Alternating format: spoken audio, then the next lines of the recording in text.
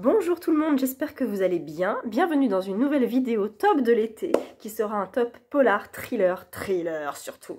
Voilà, j'ai noté 1, 2, 3, 4, 5, 6, 7, 8, 9, 10. Alors 10 livres dont un auteur en fait.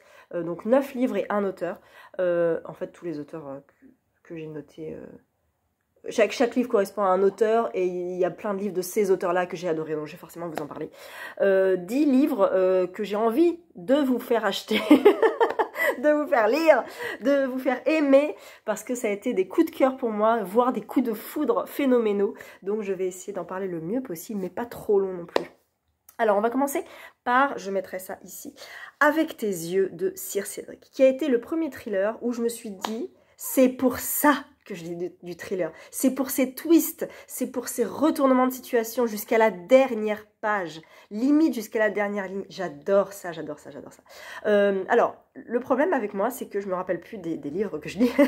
Et celui-ci, je l'ai lu. Alors, vous êtes posé sur mon ordinateur, donc j'ai les résumés de tous les livres dont je vais vous parler. Donc, si j'ai besoin comme ça, c'est bien. Je l'ai lu le 16 juin, ma foi, 2017. Voilà, c'est un petit moment déjà. Ça va faire 6 ans que je l'ai lu. Donc, pardon pour ma mémoire défaillante, nous sommes ici de ce dont je me rappelle sans regarder le résumé, avec un homme qui fait des rêves, et dans ses rêves, je crois qu'il tue des gens. Ou alors, c'est l'inverse, il est victime. Non, il fait des rêves atroces, donc c'est Thomas qui fait des rêves, qui le réveille et qui morcelle son sommeil. Il est en proie à des visions, il se voit, voilà, à travers les yeux d'un autre, et cet autre est un serial killer, je crois. Voilà, il torture une jeune femme. C'est extra, c'est génial. C'est du Sir Cédric, ça se lit tout seul, je vous promets. Si vous devez en lire qu'un, c'est celui-là, c'est Avec tes yeux, il est magique. Ensuite, un autre livre que moi j'ai adoré, dont je vous ai déjà parlé, c'est Serre-moi fort de Claire Favant, qui a été une claque monumentale. On est ici avec Nick, qui est un jeune garçon qui va être marqué par la disparition de sa sœur. Je crois qu'on n'a pas son prénom. Non. Il va être marqué par la disparition de sa sœur. Ses parents sont atterrés. Ils le mettent lui un petit peu de côté. Et puis bam, première claque à la fin de la première partie. Voilà. On suit ensuite un inspecteur, un lieutenant, pardon, Adam Gibson, qui enquête sur les tueurs en série depuis quelques années et qui là va enquêter sur le tueur à l'origami, il me semble, l'origamiste, voilà. Et on va comprendre comment il peut y avoir un lien entre la disparition de la sœur de Nick et ce tueur à l'origami. C'est génial, c'est hyper bien fait. Il y a une scène assez dure, vraiment dure, je crois que c'est vers la fin du livre, je dirais la fin de la deuxième partie ou troisième partie, assez dur psychologiquement et physiquement pour les personnes qui sont dans le bouquin, qui peut troubler, mais en discutant avec l'autrice, elle était nécessaire cette scène pour justement se rendre compte en fait des choses, et moi ça a été une claque monumentale ce bouquin. Ensuite, je vais vous parler du Chuchoteur, qui est une saga de Donato Carisi. Donato Carisi dans mon kokoro, dans mon cœur, pour l'éternité, parce que je n'ai jamais été déçue avec cet auteur. Le Chuchoteur est une saga en 4 tomes. Donc le premier, c'est le Chuchoteur. Le deuxième, c'est l'écorché. Oui. Le troisième, c'est l'égaré. Et le quatrième, c'est le jeu du chuchoteur. Donc ici, nous sommes avec des crimes faits sur des enfants, des petites filles. Donc c'est pas très gai. Et je pense que je ne pourrai jamais relire ce livre car je suis maman et que je ne veux plus lire des trucs comme ça. Donc on est sur 5 petites filles qui sont disparues et 5 bras qui vont être retrouvés. Voilà, c'est assez terrible. Et on va être avec Mila, je crois, c'est Mila Vasquez, qui va enquêter, et peu à peu on va découvrir son passé, et c'est pour ça qu'il faut lire non seulement le chuchoteur, mais la saga du chuchoteur. Et n'attendez pas trop longtemps, parce que moi j'ai pas lu le 2, mais ça ne m'a pas dérangé pour lire le 3. Le 3 est extra, le 4 est génial. Enfin vraiment, c'est des enquêtes différentes à chaque fois, mais il y a toujours ce personnage central de Mila qui est très important parce qu'on va découvrir son passé. Et Donato Carisi a une façon de raconter qui est hyper fluide et qui t'entraîne, et c'est génial, extra. Ensuite, je voulais vous parler d'un auteur qui s'appelle Keigo Higashino. C'est un auteur japonais qui écrit des policiers. Et le premier que j'ai lu de lui, c'était Le dévouement du suspect X. Je l'avais lu dans le cadre du club de lecture Mango and Salt de Victoria, pour ceux qui la connaissent. Nous sommes ici avec Ishigami. Je vais vous relire le résumé parce que là, je l'ai lu il y a encore plus longtemps, voilà, en mars 2016, et que mon cerveau a oublié ce résumé. Donc, Ishigami est un professeur de mathématiques amoureux de sa voisine, une divorcée qui élève seule sa fille. Son ex-mari a retrouvé sa trace et la harcèle. Elle le tue en cherchant à protéger sa fille qui l'a attaquée.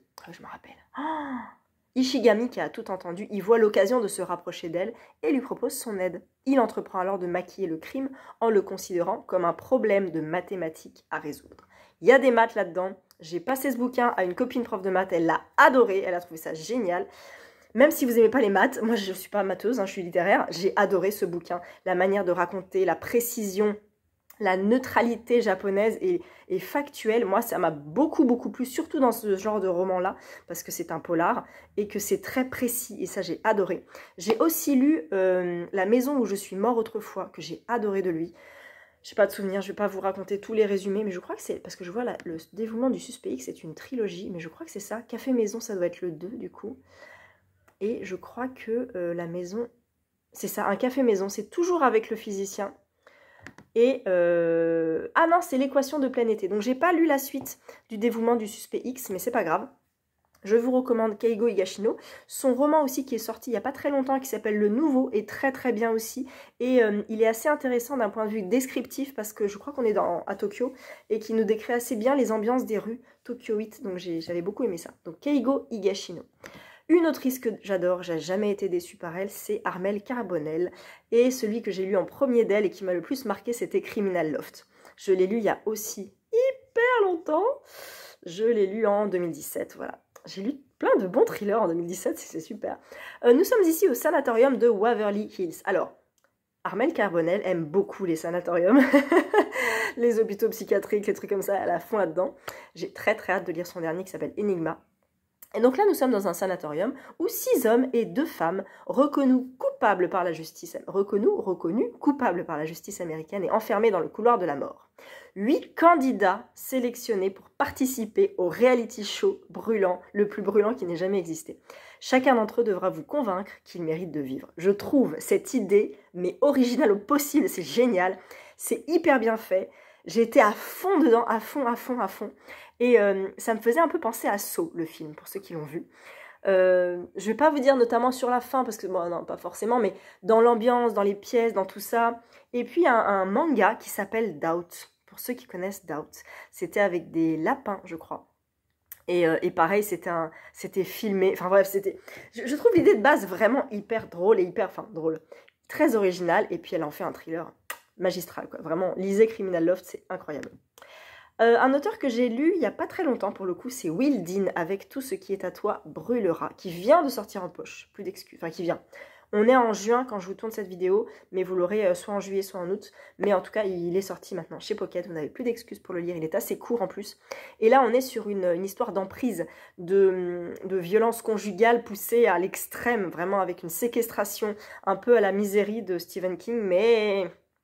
l'autre point de vue, hein, c'est l'homme qui séquestre la femme du coup, et avec une sororité dingue en fait, avec le personnage principal qui s'appelle Tan Dao, qui a quitté le Vietnam pour trouver bon je vais pas dire un mari, mais attendez, ça dit quoi là?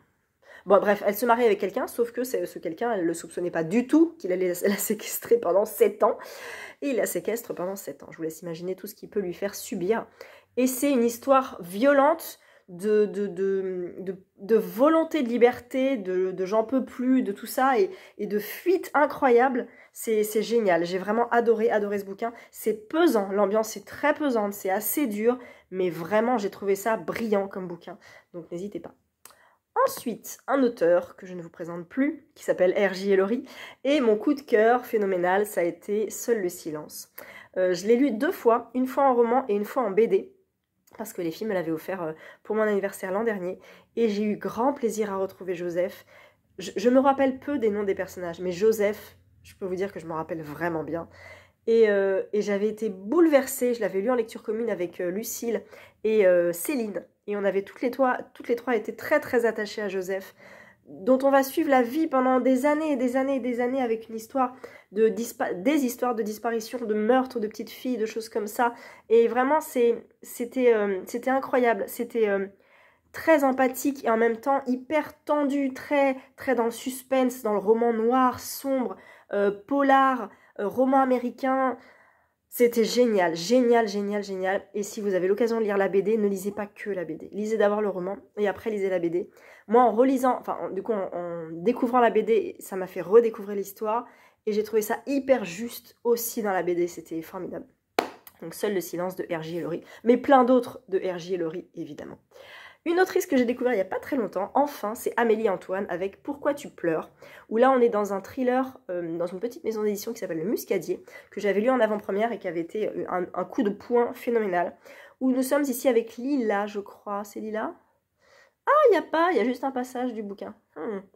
Bref, c'est, je crois que c'est Lila. Est-ce que... Oui, c'est ça, c'est Lila. Lila est mariée à Maxime, elle a une petite fille de 3 mois et ben en fait elle se réveille, son mari n'est pas là, sa fille n'est pas là. Et elle se dit mais oui c'est vrai ils étaient à une soirée mais pourquoi ils sont pas rentrés, qu'est-ce qui se passe? Et en fait on va redécouvrir son cheminement en se disant mais en fait quand est-ce que j'appelle la police, qu'est-ce qui se passe? À partir de quel moment je dois m'inquiéter? Elle appelle des voisins, des amis et en fait il n'est pas venu à cette soirée et ils sont où? Donc il y a une espèce d'angoisse qui monte comme ça, qu'on découvre en même temps que Lila la découvre aussi parce que elle est perdue, elle est aussi perdue que nous. Et on va remonter un petit peu dans le passé du couple, en fait. Et on va voir que c'est pas si rose que ça. Il y a des trucs qui grincent, des trucs qui vont pas. Psychologiquement, ça peut être un peu dur. Mon petit cœur de maman a eu un petit peu mal à certains moments. Mais c'était un roman extra. C'est bien écrit. Moi, j'ai vraiment adoré ce bouquin. J'ai eu une grosse claque. J'ai eu peur. J'ai été vraiment bien prise dans l'histoire. Donc, je vous recommande quand même Pourquoi tu pleures de Amélie Antoine. Je vais vous parler maintenant d'un auteur que j'aime beaucoup, qui s'appelle Olivier Bal et qui a un petit peu le vent en poupe en ce moment, qui a publié Roche de sang il n'y a pas très longtemps, qui a publié La forêt des disparus, l'affaire Clara Miller, tout ça. Mais avant ça, il a écrit une duologie qui s'appelle Les Limbes et Le Maître des Limbes. Il faut savoir qu'Olivier Bal, en ce moment, enfin depuis quelques années, publie un roman par an, comme beaucoup d'auteurs. Mais Les Limbes, il a mis 10 ans à l'écrire. Et je trouve, personnellement, que c'est le plus abouti. Les Limbes, c'est une histoire un tout petit peu fantastique, un peu onirique, parce qu'on est dans le monde des rêves, où la réalité rejoint la fiction, où il y a du thriller, où je vais peut-être vous lire un bout. Vietnam 1970, James Hawkins est une jeune recrue. Durant un assaut, il prend une balle dans la tête et croit mourir. Après un mois de coma, et tandis qu'il essaie de se rétablir dans un hôpital de Saigon, il découvre que quelque chose s'est éveillé en lui. Ses nuits deviennent des épreuves. Son sommeil et ses rêves ne lui appartiennent plus. Désormais, lorsqu'il dort, il visite les songes des autres. Seuls les médicaments l'empêchent de rêver. Voilà, je vous en dis pas plus, mais c'est 2 livres comme ça, Les Limbes et Le Maître des Limbes. Et Les Limbes fait 432 pages et Le Maître des Limbes, moi je l'ai lu en grand format, mais il fait 672 pages. Donc c'est quand même des beaux pavés, mais en fait à la fin du tome 1, j'ai halluciné tellement c'était génialissime. Et on m'a dit le 2 est encore meilleur. Et oui, le 2 est encore meilleur. C'était incroyable ce bouquin, cette duologie était complètement folle. Je vous recommande de manière générale Olivier Bal. Mais franchement, si vous avez l'occasion de jeter un œil sur Les Limbes, n'hésitez pas parce que je pense qu'il y a quand même vachement plus de recherche sur ce bouquin. Je dis pas que les autres sont mauvais, pas du tout. Mais ils se lisent bien, ils se lisent vite. Et puis on les oublie, je m'en rappelle plus trop moi. Mais Les Limbes, je me rappelle de où j'étais quand je l'ai lu, ce que j'ai ressenti. Enfin, c'était vraiment dingue. Et le dernier, eh bien, ce sera le dernier message de Nicolas Beuglet. Je mets Olivier Bal et Nicolas Beuglet un petit peu dans le même panier. Je ne sais pas pourquoi. Je les mets ensemble, ces deux auteurs. Je les confonds même des fois un peu. Mais je les mets ensemble parce que c'est 2 auteurs de thrillers très efficaces. Alors, Sir Cédric est différent, dans le sens parfois un peu plus fantastique. Mais là, ils sont vraiment dans quelque chose de concret. Et Nicolas Beuglet, avec le dernier message, est un auteur qui a fait ses preuves vraiment avec moi de façon sûre et certaine. Déjà que j'avais beaucoup aimé sa trilogie avec Le Cri, j'avais bien aimé. Complot, coup de cœur phénoménal. L'île du diable, petite déception, mais alors complot, comme ça, complot. Et là, le dernier message, je me suis dit, bon, nouvelle saga, très bien, avec Grace Campbell, tout ça. Le message de ce bouquin m'a parlé terriblement. À la fin, il se passe un truc. Je ne peux pas vous raconter, bien sûr. Et il y a une note de l'auteur où il va développer son idée, développée dans le bouquin. Il va sortir de son livre pour être Nicolas Beuglet, pour nous parler d'auteur à lecteur et nous conseiller des choses et nous parler de société, de vie, de... Je ne peux pas vous en dire plus, mais d'un sujet, mais extra, vraiment extra. Et quand il a cité un bouquin, je me suis dit, mais celui-là, il me fait envie depuis tellement longtemps que c'est un signe, il faut que je le lise. Donc je l'ai dans ma bibliothèque, je ne l'ai pas encore lu, mais je pense que il faut lire le dernier message, vraiment, vraiment. Alors le suivant qui est, je sais plus, Le passager sans visage est très très très intéressant. Et quand je lis le titre, je revois très bien une scène, un passage un peu, c'est pas fantastique, mais c'est en référence à quelque chose d'un peu, d'un autre monde, on va dire. Et j'ai vraiment adoré aussi Le passager sans visage. J'ai un tout petit peu peur de l'Archipel des oubliés, qui, il sort chez Pocket.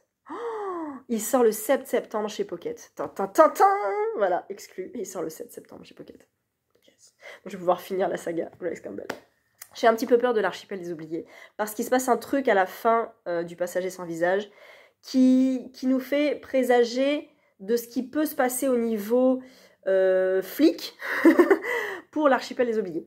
Il y en a qui ont dit que l'Archipel des oubliés était moins bon parce que, ce que je peux comprendre, mais moi j'ai quand même hyper hâte parce que ce twist final est très intéressant dans la fin du passager sans visage. Voilà, j'espère vous avoir donné un petit peu envie de lire du thriller et du polar cet été, ou peut-être tout le temps, tous les jours de l'année. Il n'y a pas de date, il n'y a pas de période pour lire du polar, je pense que toute l'année s'y prête. Voilà, donc en tout cas, je vous ai livré mes thrillers préférés, j'en oublie sûrement, bien sûr, ça c'est clair, mais en tout cas c'est ceux qui m'ont vraiment marqué et dont j'avais envie de vous parler. Voilà, je vous retrouve à très bientôt dans une nouvelle vidéo.